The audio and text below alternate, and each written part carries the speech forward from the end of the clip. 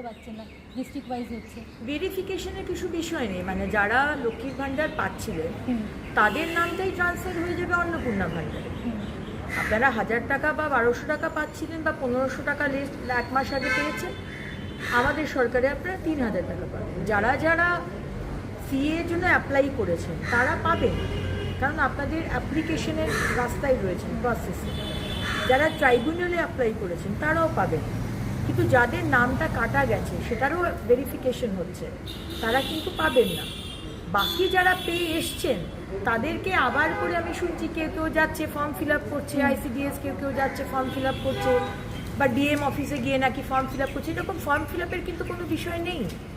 সুতরাং let me make it very very clear, যারা লক্ষ্মীর ভাণ্ডার পেয়েছেন তাদেরই নাম ট্রান্সফার হয়ে যাবে ভেরিফিকেশনের পরে। ভেরিফিকেশন আমাদের দপ্তর করবে, এখানে আপনাদের ভেরিফিকেশনের কোনো বিষয় নেই।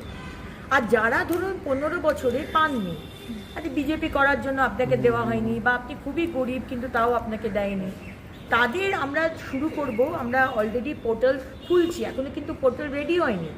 অনেক জায়গাতে সংবাদ মাধ্যমে আমি দেখছি পোর্টাল খুলে গেছে, এটা কিন্তু সম্পূর্ণ ভুয়ো কথা। পোর্টাল খুললে আমরা আনুষ্ঠানিকভাবে আপনাদের জানাবো।